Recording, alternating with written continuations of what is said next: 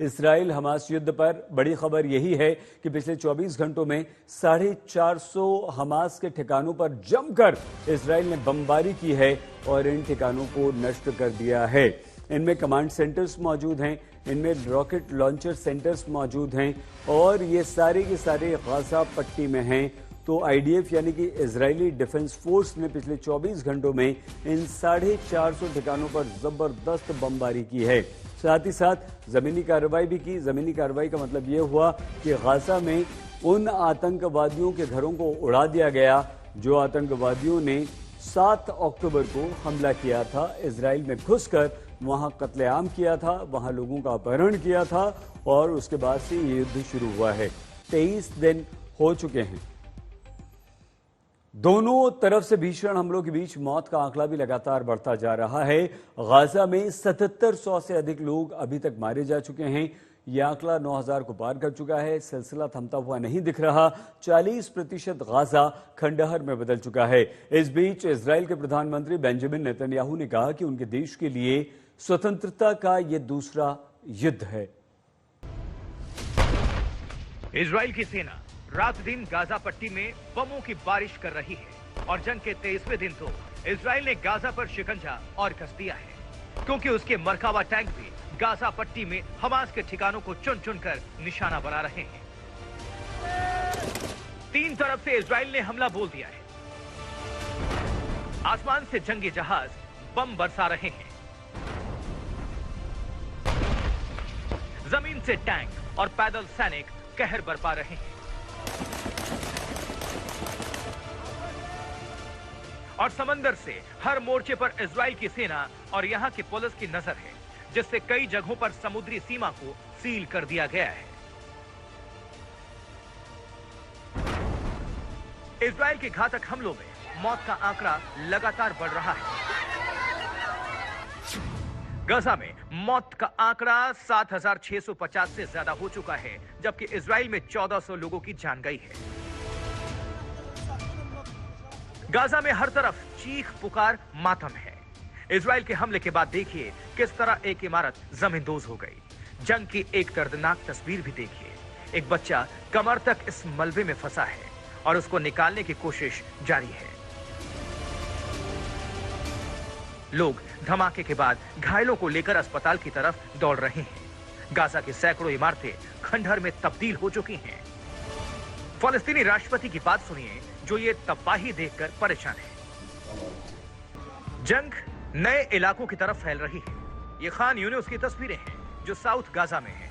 अब ये इलाका भी इजराइल के बमों के दायरे में है। देखिए कैसे इजरायली विमानों के बम गिराते ही खान यूनिस में अफरा तफरी मच जाती है। लोग इधर उधर भागते हैं। गाजा की तबाही का आलम देखिए। यहाँ की 40% इमारतें जमींदोज हो चुकी हैं, खंडहर में तब्दील हो चुकी हैं। हर तरफ गिरी इमारतों का ही मलबा पसरा है। पानी, बिजली, इंटरनेट सब कुछ कट चुका है और इस तबाह इमारतों के बीच लोग जान की गुहार लगा रहे हैं।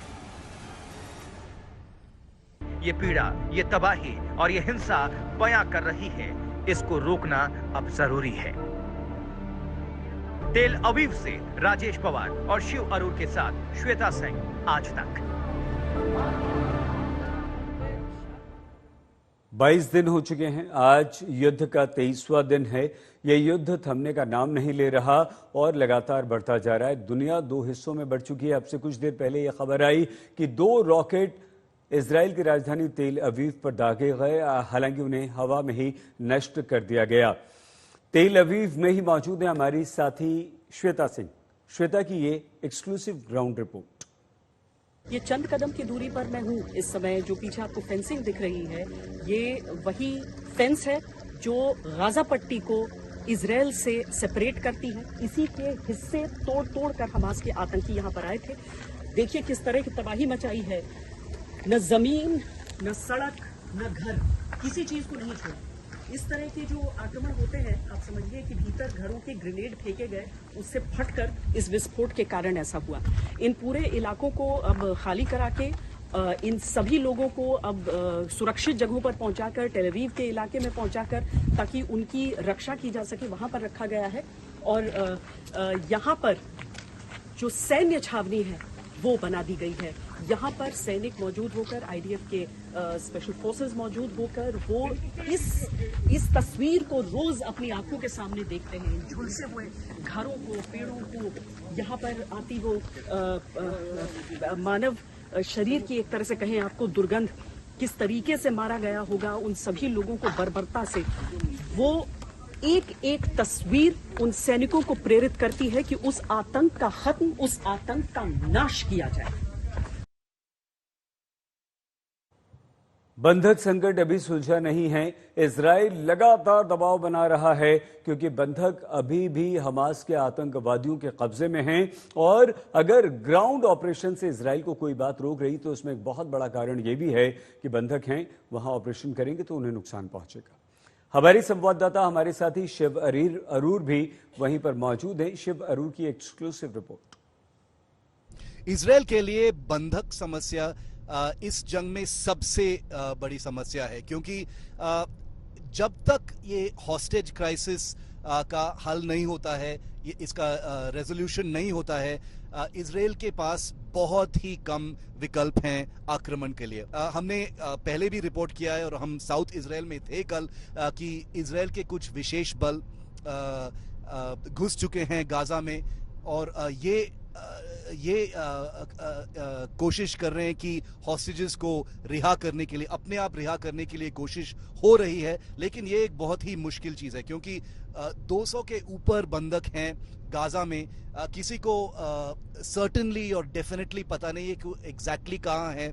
सूत्रों के मुताबिक ये जो बंधक हैं वो सिर्फ नॉर्थ गाजा में नहीं है, लेकिन साउथ गाजा, खान यूनिस और अन्य इलाकों में भी शामिल हैं। शायद कुछ बंधक टनल्स में भी होंगे, कुछ बंधक और भी एरियाज में हो सकते हैं। तो इसलिए ये एक बहुत ही सेंसिटिव मिशन है और इसमें अगर इजराइल कुछ भी गलती करता है तो ये एक और भी बड़ा क्राइसिस हो सकता है।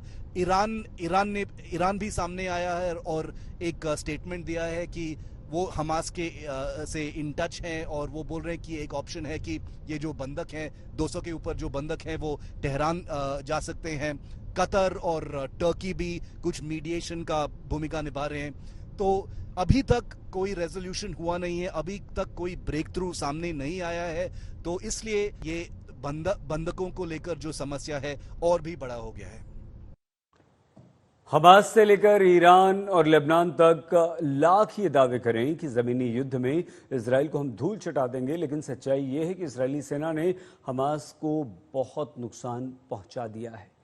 अब बस निर्णायक चोट पहुंचानी बाकी है। इजरायली सेना के निशाने पर अब वो सुरंगें और सीक्रेट हमास के हेडक्वार्टर्स हैं जहां से हमास अभी भी हमले कर रहा है। कुछ देर पहले जिस तरह से उसने 2 रॉकेट्स दागे।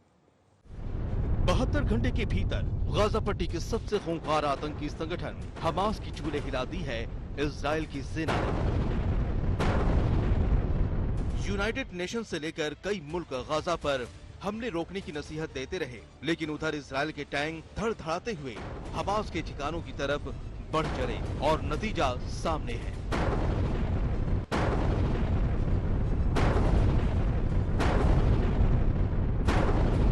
तीन दिन के भीतर ही हमास को भारी नुकसान हुआ है, उसके कई कमांडर मारे जा चुके हैं। देखिए क्या कुछ है इजराइल की सेना के निशाने पर। हमास की तिलिस्मी सुरंगें, हमास के गुप्त ठिकाने, अल शिफा अस्पताल का headquarter, communication network, anti tank missile launching pad और मोर्टार शैलिंग स्टेशन। ये हमास की गाजा ब्रिगेड का नेवल कमांडर राताब अबू शाइबान है, जिसको कल ही इजराइल ने ढेर कर दिया। चिकम तट के पास से इजराइल में घुसपैठ की एक बड़ी कोशिश 24 अक्टूबर को हुई थी और इसके पीछे राताब अबू का हाथ था। और ये उस धमाके की तस्वीरें हैं जिसमें इजराइल ने खुफिया सूचना के आधार पर हमास की इंटेलिजेंस के डिप्टी चीफ शादी बारूद को मार गिराया था। 7 अक्टूबर को इजराइल में घुसकर नरसंहार के पीछे बारूद का हाथ था। गाजा पट्टी में हमास के हेड याहिया सिनवार के साथ मिलकर बारूद ने ये पूरी साजिश रची थी।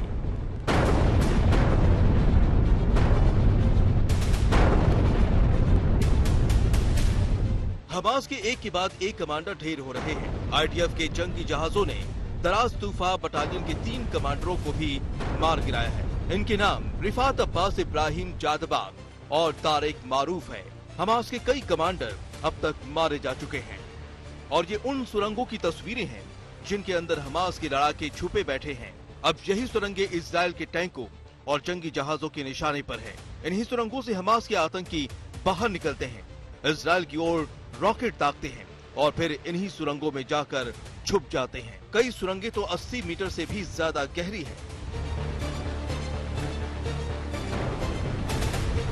लेकिन अब एक के बाद एक इजराइल इन सुरंगों को भी नस्त नाबूद करता जा रहा है। असल में हमास की सबसे बड़ी ताकत लड़ाके नहीं बल्कि जमीन के नीचे और जमीन के ऊपर खड़ा उसका टेरर नेटवर्क है। आतंक का वही नेटवर्क जिसे तोड़े बिना हमास की चक्रव्यूह से इजराइल बाहर नहीं निकल सकता। इजराइल सेना ने 2 दिन के भीतर कई बयानों में कहा कि सुरंगें और आधारभूत ढांचे ही उसके बमों के निशाने पर है। हमास को कुचलने के लिए इजराइल ने गजा में कम्युनिकेशन सिस्टम को भी जाम कर दिया है। इजराइल कह रहा है कि ये उनके सैनिकों की हिफाजत के लिए जरूरी है जो इस वक्त गजा में ग्राउंड ऑपरेशन कर रही है।